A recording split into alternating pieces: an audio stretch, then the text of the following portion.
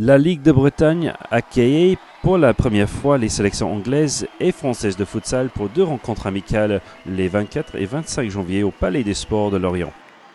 Pour le premier match, le coup d'envoi est donné par Jean-Claude Illion, président de la Ligue de Bretagne, accompagné de Vincent Levenec, membre de l'équipe de France handisport de futsal. Dès le coup d'envoi, les joueurs de Pierre Jacqui, 44e au classement FIFA, prennent l'ascendant sur les Anglais 90e. Les 2000 spectateurs présents vont rapidement s'enflammer et mettre l'ambiance. Les Français mettent la pression sur le but des Anglais et James Dalton, excellent gardien, nous montre tout son talent pour garder son but inviolé dans une première mi-temps à sens unique.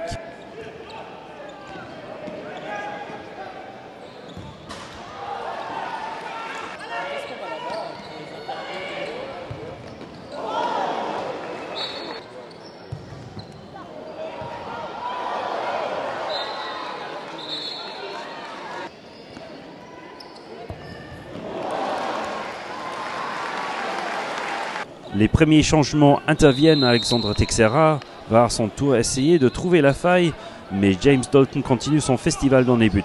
En réalisant 4 arrêts successifs à la 11e minute, l'essentiel est sauvé pour les Anglais.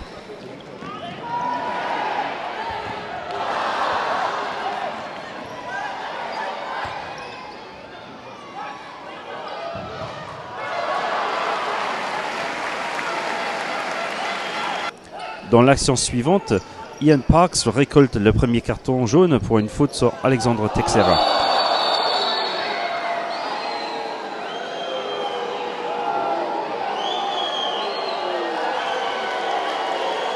Les Français tentent une jolie combinaison, mais échouent à nouveau sur James Dalton et la barre traversale. 18e minute à la mi-temps approche. Les Anglais, toujours largement dominés, se créent leur première occasion par Luke Ballinger, puis par Ian Parks. Mais comme son homologue Jamel Haroun arrête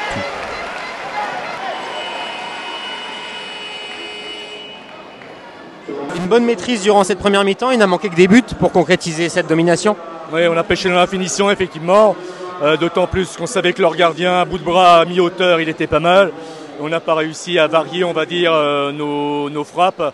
En particulier en tirant à terre. Voilà, j'espère qu'en deuxième mi-temps, on aura autant d'occasions et qu'on pourra un petit peu varier la finition. Very difficult first half here in France. Certainly the lion's share of the possession and the chances going to the home side. But the home visitors finally came back into the game towards the end of the first half. I think it's probably as we predicted. The French in the rankings are much higher than us. So we knew what to expect. But we have a mentality in the squad that will give us a foothold in the game at some point. So the lads never know when they're beaten. So if we can hang in there, we know that we will create some chances. And eventually, you know, the tide might turn. But it's a really exciting match.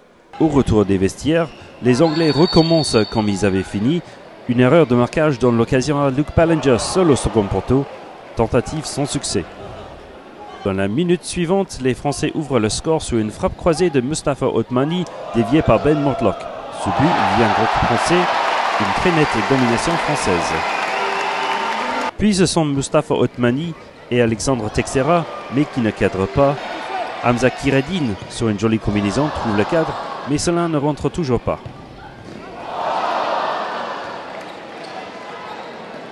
Les Anglais réagissent par Doug Reed, mais sa frappe puissante est repoussée par les jambes de Jamel Haroun.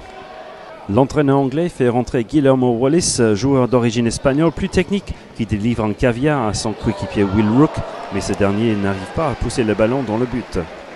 Comme sur le premier but, la réaction française est immédiate, avec une superbe action de Jonathan Cholet, dont le centre en retrait trouve Hamza Kireddine qui double la mise à la 28e minute. La domination française est à présent totale et Kamal Hamdoud, d'une très jolie frappe sur coup franc, porte le score à 3-0. Le gardien anglais James Dalton continue d'assurer le spectacle et repousse toutes les tentatives. Stéphane Basson, Asdin Aïgoun, entre autres.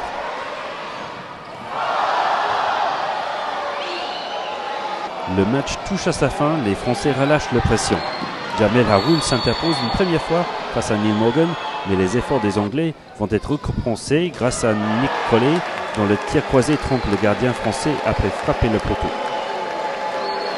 L'arbitre siffle la fin du match sur une victoire logique des Français. Le public est ravi, un match de bonne facture où le fair play a toujours été présent. Ça y est, la première manche de ce match de futsal s'est achevée par cette belle victoire de l'équipe de France 3-1. Donc on a vu une équipe de France très dominatrice en première mi-temps, mais au futsal, dominer n'est pas gagné.